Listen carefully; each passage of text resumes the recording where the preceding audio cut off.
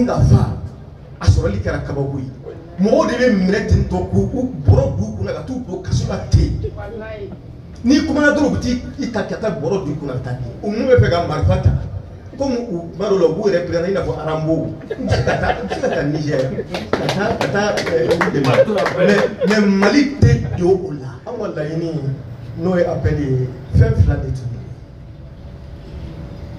oui référendum mais nous beaucoup ba ke ka anga sharia sun ka changer en willa au kelala ani ambe fait élection ka ke ina fo programme ya établi tuban ya sa Mali se ga si tuban mina dans la normalité constitutionnelle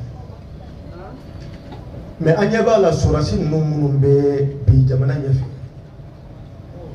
ou be fait ka fangai ka garder de te fait ka fangai zabata o de kuma tiena parce que on ba donc ka fo constitution min tumbe 92 constitution ou tout le yamaria abada ka constitution pour la semaine parce que au constitution ba fo asise keme anitan segna na ka fo mama mi ni voter maki yende président di ina fo lu be tuba bina bi nu mugu ni kisere takan dankari fanala ki iman ki bomba constitution na abada wa fana mo munu bebe no lu SNT mo yi cour constitutionnelle a fo ko député ou tel or constitution ba fo ko président ani député ou de faire initiative pour que kasharia se donc sous quoi ça c'est un sonkura pour campagne mais où y'a que parce que marfa de boulot mais où y'a que kuntumena mo kanga hakli jagabo muna wu sin fo kake muna parce que lu ba don ta fo ku ye dangarle mi nge fangala ko jente kena ko crime min do c'est un crime imprescriptible yafate ke amania ke yafate ka donc yo constitution kuram sebe au article 188 où a ce qu'on a la com romouye au coque il y a quelqu'un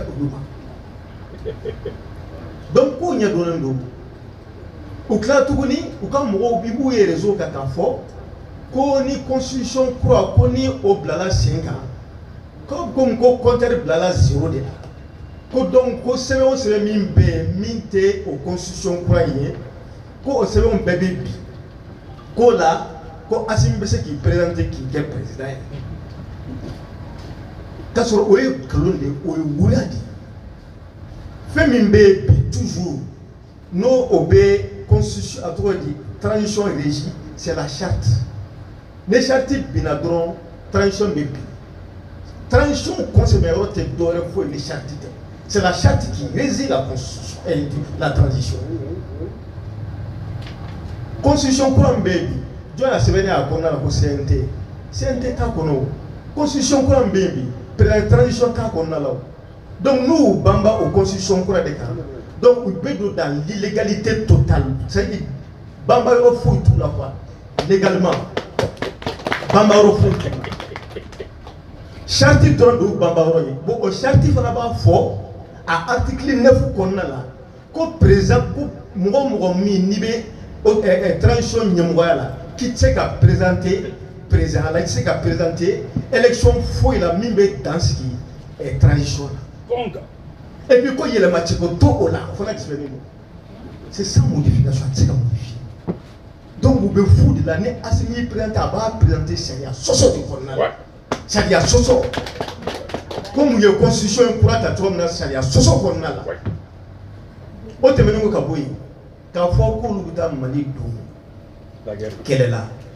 Parce que nous on a coup d'état qui est là, coup d'état qui est Niger. En Mali, on t'a dit oui. Ou t'as que Mali est bi, ou t'as que Mali est ici. Coordinateur à Fouchouba, ni ou nous me fait marfata. Comme ou Marolo Bou représente la voix Arambo. C'est un Niger. Mais Mali t'es de haut là. T'as que Mali.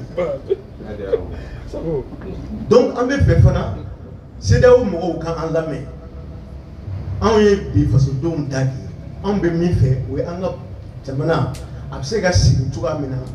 k'a tɛgɛ di jamana tɔw bɛɛ lajɛlen ma jamana fɛn fɛn bɛ ka taa an lakori an bɛ fɛ an tɛgɛ ka d'o bɛɛ ma bi aw bɛɛ ɲɛ b'a la o jamana bɛ cogoya min na bi hali dun ka fa a sɔrɔli kɛra kabako ye mɔgɔw de bɛ minɛ ten tɔ k'u bɔrɔ d'u kunna ka t'u don kaso la ten n'i kumana dɔrɔn u bɛ t'i ta ka taa bɔrɔ d'u kunna ka taa di hali o don Martinez o bɔra k'a ta ɲɛfɔ u taara ale bila so dɔ kɔnɔna la c'est ko fiɲɛ i bɛ nun don fiɲɛnin dɔrɔn de la quoi ka ko sugu Idriss Martinez kɔnɔ a ye ko sugu bɛɛ lajɛlen mais mun na ni nin bɛɛ ye mun na ni nin bɛɛ ye u tɛ se ka Mali gérer u tɛ se bɛɛ b'a dɔn u tɛ se donc u kɛlen bɛ k'an ni bɛɛ bila ɲɔgɔn na an ni CEDEAO bila ɲɔgɔn na an ni Faransi bila ɲɔgɔn na communauté internationale k'an ni bɛɛ bila ɲɔgɔn na ka Mali sigi a sen sabara kɔnɔ il faut que ninnu ka taa joona de ne b'o de ɲini maliyɛn bɛɛ fɛ an k'an tɛgɛ di ɲɔgɔn ma ninnu ka taa ka bɔ jamana in kɔnɔna la hakɛto bɛ kuma min na